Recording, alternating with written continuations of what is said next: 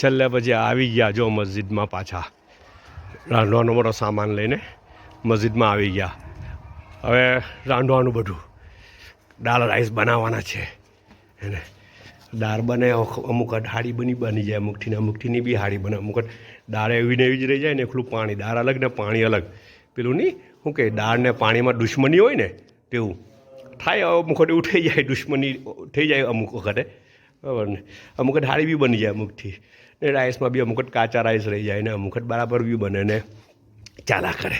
એ બધી તબલીગની મજા છે હે ને. અજીબ લાવો છે અજીબ લાઈફ છે એક મજેદાર લાઈફ છે. જો આ મસ્જિદ બી જોજો અહીંયાની જો આ હીટર છે અહીંયા પાણીનું હીટર મૂકેલું છે. છે ને હીટિંગ હીટિંગનું એ મૂકેલું લોકો આ વાયરો છેરા જોડે રાખે પ્લગ નહીં લાગે હે. આ જીવટા વાયર છે હું દૂર એમ છું. આ બંને નેગેટિવ ને પોઝિટિવ બંને વાત છૂટા આવી ના જ હોય બસ ખાલી વાયર અલગ કરી લે એટલે સ્વિચ ઓફ વાયર જોડી દે એટલે સ્વિચ ઓન સમજ પડી ને જી.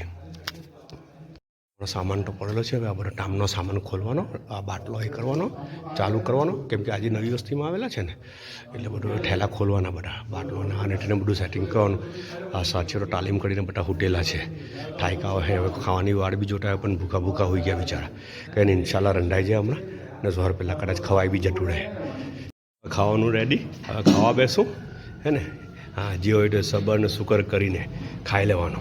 બધા ચોચલાની એસી કી ટેસી સમજ્યા જી. ઘરવાળા જે ફટાડે ને આપણને ખવડાવીને અત્યારે પછી અહીંયા ખબર પડે કે એ લોકો કેટલા ફટાડેલા છે આપણને. અને મને અમુક જણા કહે કે તારા ઘરવાળા તને બહુ ફટાડેલો છે તો અહીંયા આવીને ખબર પડે કે રિયલી એ લોકોએ મને ફટાડેલો જ છે સાચું કેમ એને બહુ બગાડી મૂક્યો એ લોકોએ ખબર. એ ઘરવાળા આપણને બગાડી મૂકે યાર ફટાડી મૂકે ખબર. પણ પછી જાય ને અલ્લાહ રસ્તામાં થોડોક ધક્કો મારી દેવાનો બધું પાછું પોલિશ થઈને આવી જાય પાછું. પણ પછી છે ને પાછું પોલિશ તો થાય પણ થોડા વારમાં પાછું થોડોક ખરબચરું બી થઈ જાય હે પાછું ખરબચરું થઈ જાય એટલે પાછું ખરબચરું થાય ને તો પાછું પોલિશ કરવાનું પાછા ચિલ્લો જવાનું હજ પડીને ને દર મહિને 3 દિવસ લગાવવા કરે તો પછી થોડું પોલિશ રહ્યા કરે નહીં તો પછી પાછું ખરબચરું થઈ જાય ભાઈ હે. એ તો એટલે બધા નિયત કરજો ઈરાદો કરજો કે જિંદગીની પહેલી મશગુલીમાં 4 મહિના અલ્લાહના રસ્તામાં લગાવવાના. દરેક મર્દે મૌલાના ઇલિયાસ સાहब रहमतुल्लाह अलैह फरमाता था कि कोई आदमी न मरे इससे पहले कि उसने 4 महीने न लगाए हो है ने.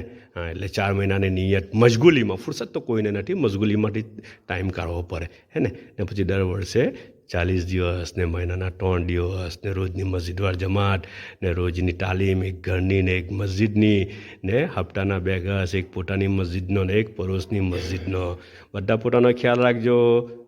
અલ્લાહ પાક આપણને અમલની તોફીક અતા ફરમાવે ને અલ્લાહના રસ્તામાં નીકળવાની તોફીક અતા ફરમાવે ને અસલ ઇસ્લામ શું છે સહી ઇસ્લામ શું છે જેના ઉપર અલ્લાહની મદદ ને નુસરત છે તેની સમજ અલ્લાહ પાક આપણને બધાને નસીબ ફરમાવે હે ને. એના માટે અલ્લાહના રસ્તામાં નીકળવું શરત છે. અલ્લાહ હાફિઝ. સલામુ અલૈકુમ. અને હા એક વસ્તુ તો કહેવાનું જ ભૂલી ગયો લા યાર અલ્લાહ મસ્તુરાતનું હું તો પછી મર્દોની તબલીગ તો અલ્લાહ એ લોકોના બી 3 દિવસ છે ખબર.